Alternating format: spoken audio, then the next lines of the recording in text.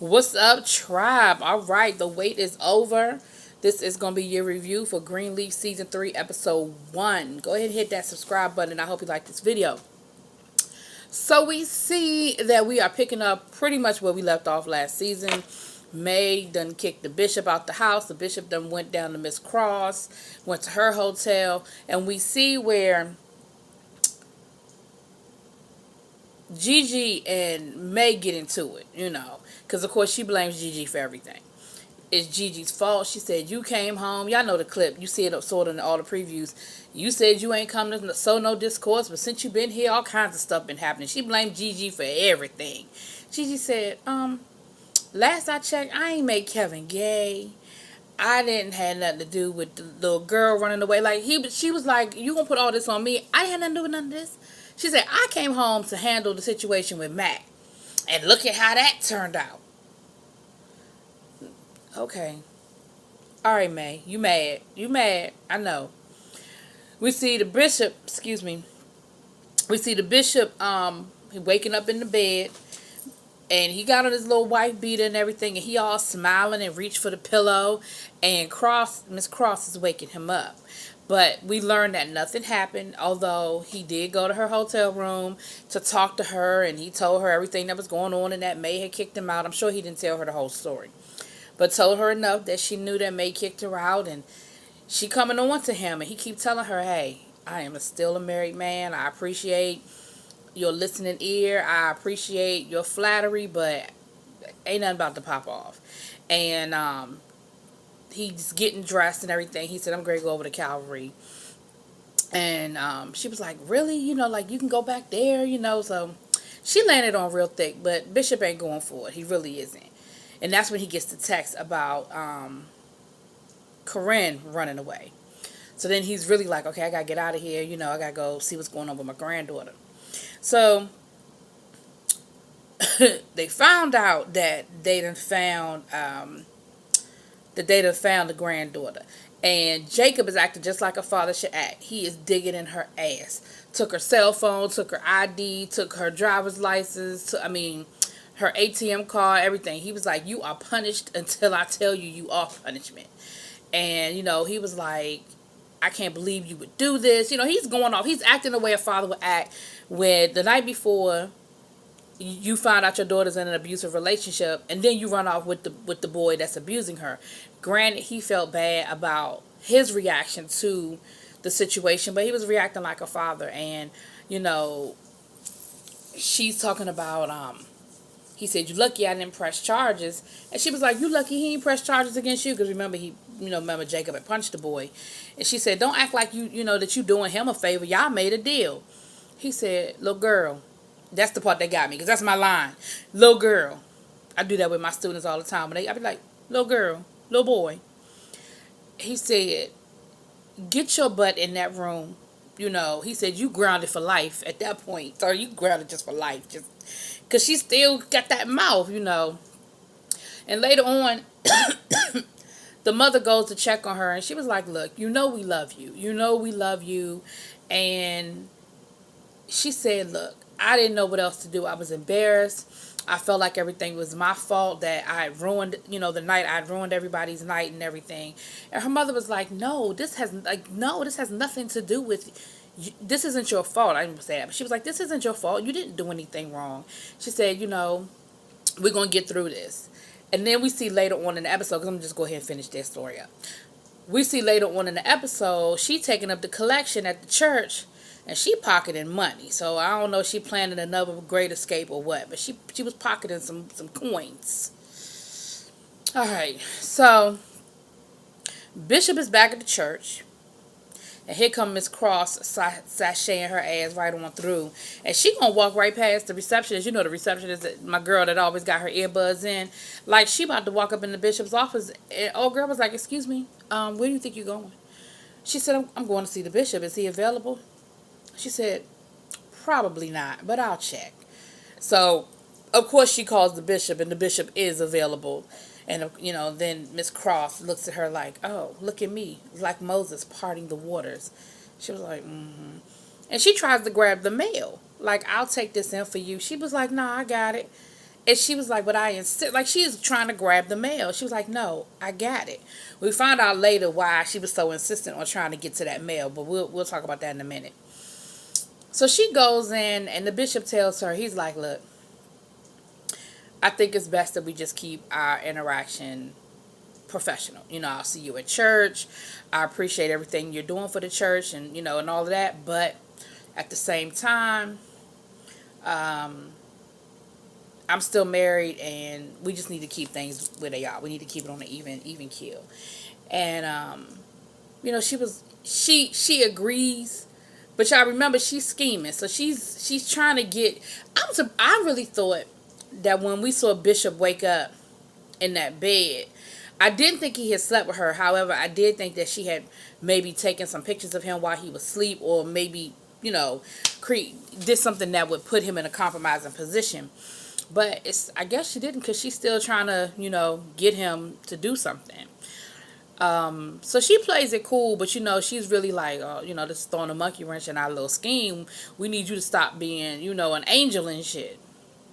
So, Charity done come home off a tour, Kevin, remember Kevin came back, so she was like, now I got to deal with Kevin on top of, my niece done ran away. She was like, I only been away on tour for one day, then my dad out the house, because she found out that Bishop wasn't in the house anymore. She said, this is just too much. Like, I've only been gone for one day. She talking about some, y'all need me more than y'all think y'all do. So, Gigi goes, I'm sorry, y'all, I'm all over the place.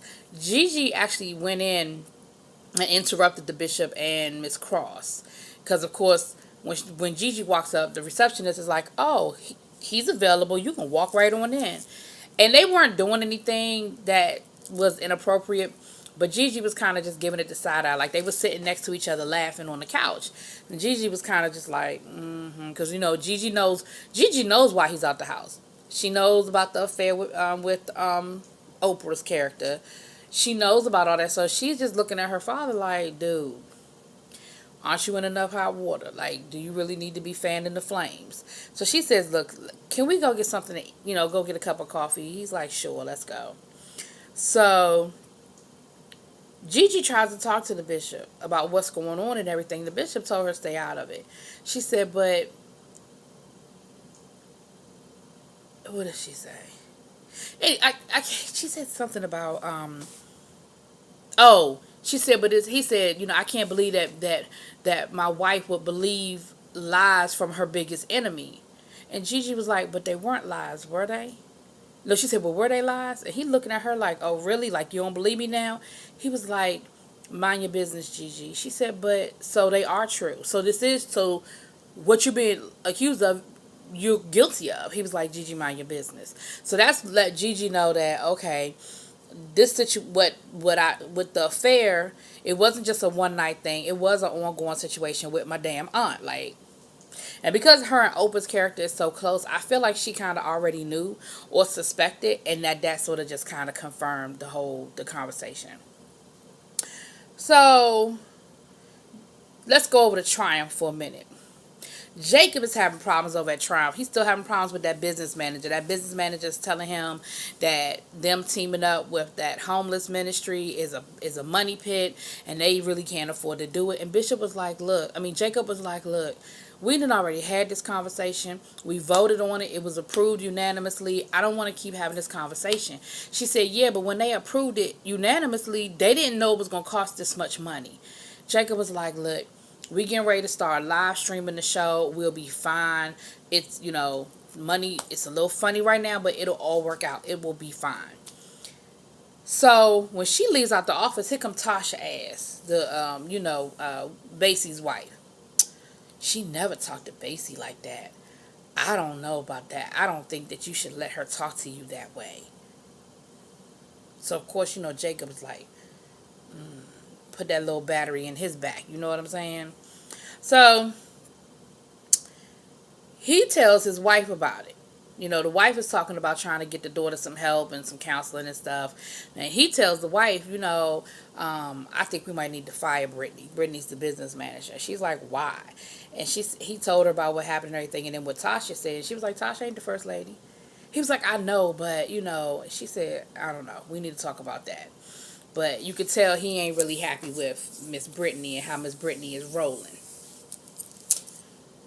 So, back over to Calvary. Bishop comes back from his little coffee break with his daughter. He brings, a latte to his receptionist, and she gives him the mail. It's a letter from the IRS. I believe that's why Miss Cross was so insistent on taking the mail, that I think maybe she peeped it too.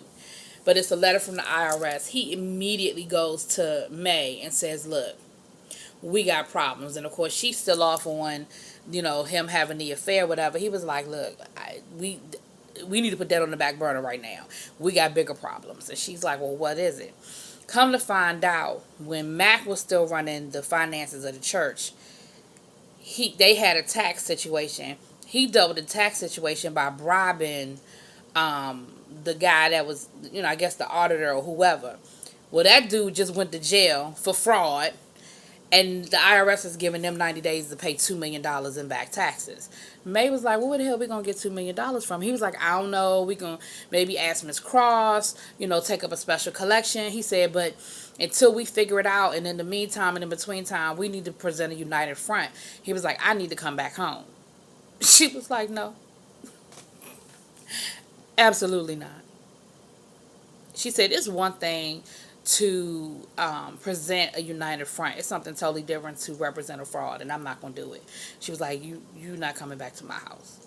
So, of course, he was like, fine, I'll be there tomorrow to get some of my clothes. She was like, do what you do. It's cool. It's whatever. So now Bishop is calling Jacob to tell Jacob what's going on. While Bishop is on the phone with Jacob, his other phone rings. It's the mama calling to tell Jacob what's going on.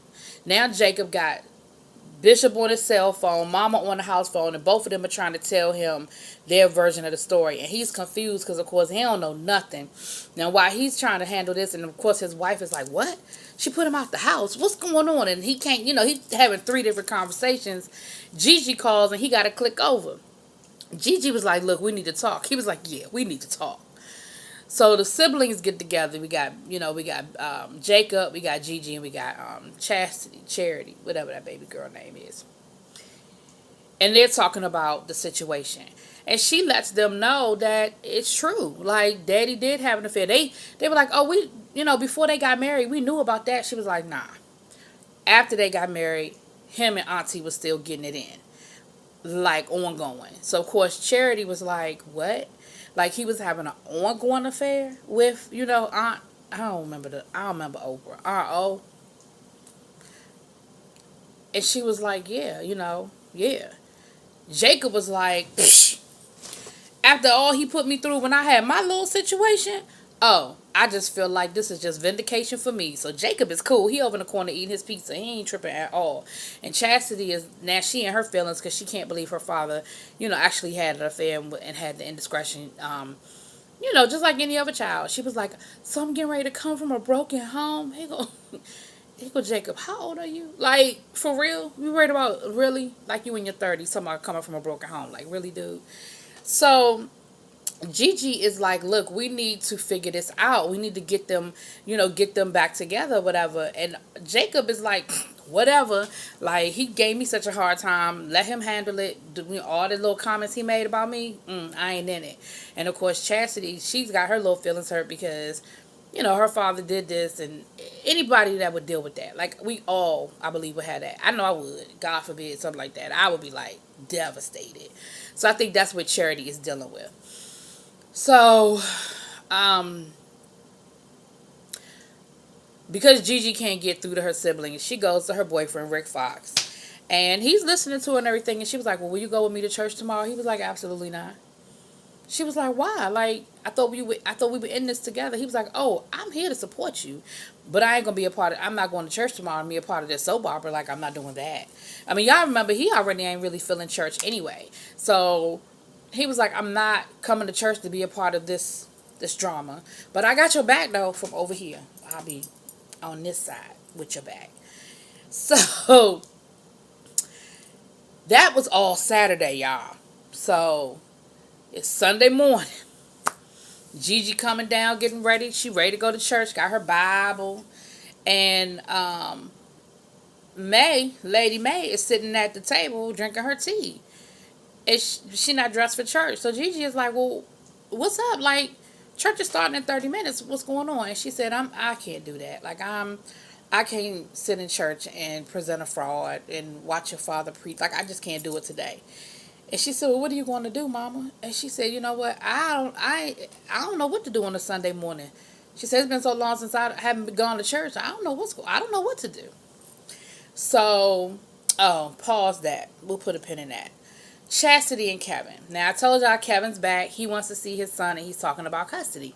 Well, of course, Chastity ain't really trying to give him the time of day. She's like, look, Kevin, I really don't have time to be talking to you about this. I don't have time to be talking about no custody or nothing else. I'm about to go on tour. I got some other stuff that I'm dealing with. We'll just have to talk about this when I get back. And Kevin was like, no, that's not going to work. He was like, leave the baby with me while you going on tour. And she was like, I don't think so. So you could just leave a note when you get tired and leave my son somewhere. She was like, I'm not doing that. So Kevin was like, look, you're going to do it one way or the other. Either he said, I have, in our agreement, I get to see my son. I have visitation, so you can't stop me from seeing him. And she was like, yeah, whatever. You're the one that left. You know what I mean? Like, you're the one that abandoned your son. So don't come at me with that. And he was like, Chastity, if that's the case, then we'll just have to go to court. So Chastity hangs up on him. So you know Kevin showed up at the church. So we got Kevin up at the church. We got Lady May ain't there. Gigi's daughter's sitting in her place up on the pulpit. I was going to say the mountain. That's my church. Chastity is leading, the song. And she's up there singing her little heart out and everything. Gigi in the audience clapping and everything. Everybody putting on a good front. When she get done singing, Bishop come over to her to give her a hug or whatever. She won't hug him. She like, nah, I'm here and I'm going to play my part. But we ain't doing that. We ain't going to do all of that. One of the, remember the lady, the head of the deacon board, the lady that's always giving them a hard time, she leans over to Gigi and want to know where the first lady is. Gigi going to tell her that she's sick. But then when Bishop started preaching, Bishop said she's away taking care of family business. So, of course, she's looking at Gigi like, something ain't right. Because they ain't even get their lies straight. You know what I'm saying? Then Chastity, whatever that child's name is, she sees Kevin in the audience. So, they going to have their little showdown. Lady May is out meditating. She goes down to the pier and walks out on the pier and looks out on the water. Then she goes and has brunch, and she's seeing other couples having a happy morning and joking and giggling. And then she finds her way to Triumph Church. She rolls up into Triumph, and Tasha sees her because she doesn't go all the way in. She just kind of looks in and listens a little bit to Jacob preach. And Tasha's like, oh, Lady May, what are you doing here? Hi, would you like some tea? Blah, blah, blah. So she's making her tea, and May gonna say, this what they got you doing? And she was like, what do you mean? She said, well, you're the former first lady, and you out here making tea and putting out cookies. You know what I mean? Like, and she said, well, I heard the story about this lady, this former first lady in Winston-Salem. And once her husband left her, the church put her out, and she had to move into a little cheap apartment. And then she had an accident and messed up her eye. She was like, look at me. Her eye was like this. Look at me. Look at me. Like, she was acting real, extra. And, of course, May is looking at her like, okay. And you can see that she's thinking about her place. She said, yeah. Her husband left her for some old younger woman, and they put her right up out the church. So, of course, that's ding, ding, ding hitting home, because she don't trust Cross either. Like, she found out about the affair with Auntie, but they was already having some problems with Cross. You know what I'm saying? So she leaves. She don't even stay after after she tells that story. And Tasha's like, well, you didn't even drink your tea. Are you sure you're okay? And she said, oh, no, I'm fine. And she leaves out, and Tasha's standing there smirking, right? So after church is over, Jacob is like, I just wasn't really feeling that. I don't think, that just wasn't a great sermon today. He said, I was worried about, Corinne running out the back of the church, and I just got so much on my mind. Like, I just know I just didn't really deliver. Well, just at that moment, here come Miss Brittany, business manager, talking about, are you okay? And he was like, well, what are you talking about? I mean, you just seem to be a little off your game tonight. And he looked over his wife like, you see what I'm talking about? Like, you see what I got to deal with? And she said, and the offerings reflect that. Talking about the offerings being low. Jacob was like, you see what I'm talking about? He said, you know what, Brittany, you're fired. She was like, what? Well, why? Because you nasty. That's why. Because you disrespectful to your boss. That's why. And even though I know that it's a mess in the sauce, she still is out of line but the way she be talking to Jacob, she's out of line and she is disrespectful. I think Jacob could have handled it better because he was like, you're fired, leave, gone. Like he was real nasty about it, but she's fired. And of course, his wife is like, I thought we were going to talk about this, and he was like, nah, you saw that just had to be done. It had to be done. You heard, Tasha said. And his wife is looking at him like, Tasha said. Like, why the hell you keep listening to Tasha? So, Kevin and Charity have it out. And he tells her, he's like, look, he was like, you got a choice. He was like, if you decide to go on tour, either you leave our son with me, but if you decide to take our son on tour, that's kidnapping, and you're going to jail. If you take our son across state lines without my permission, that's kidnapping. So Charity, well, I can't remember which one it is. Anyway, she tells her boyfriend Jabari, she tells him she can't continue the tour, because she has to choose her child first, and she doesn't trust Kevin enough to leave, her child with Kevin. But she can't take the child with her without getting in trouble, so she's going to have to come off the tour, which I think is kind of messed up. I definitely see her side of it, though. I'm torn with that situation because I see both sides of that coin. Kevin, you was wrong for leaving the way you left, but I also understand he was dealing with his own demons, and he really needed to process. And it could have been handled better, but I understand why he did what he did. And then on the flip side, I understand why Charity is like, I don't trust you with our son. Like, you have not proven to me that you won't make bad decisions.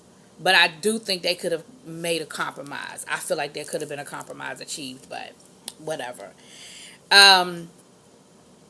So we have, as I already told y'all, Corinne was stealing from the church. So that's when Corinne stole from the church, was during the service. All right. So with all of that being said, okay, now we are back at, I'm sorry. Oh, I forgot to tell y'all. Oh, yes, I did. I told y'all that part. I'm looking at my notes, making sure I got everything in because we almost done with this episode. So I just want to make sure I got it all in, y'all.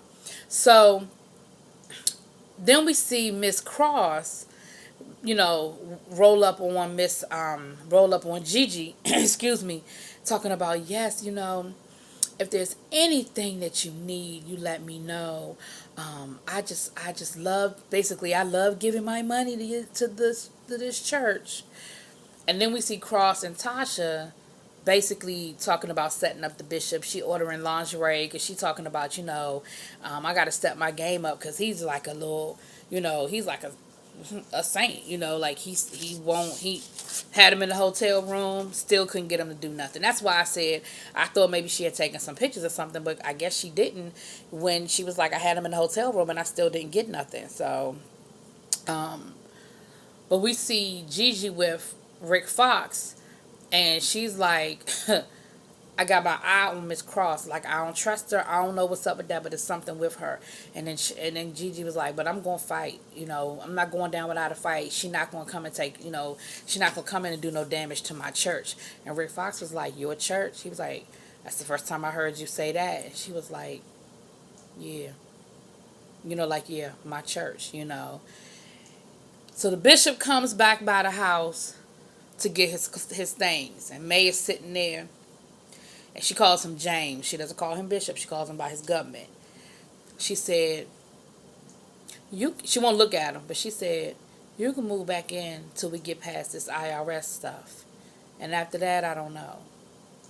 But she ain't letting him move back in because of the whole IRS thing. She letting him move back in because that's that conversation with Tasha that made her think about some things.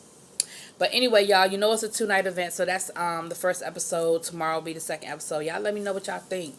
What we doing, y'all? What we doing with this Greenleaf?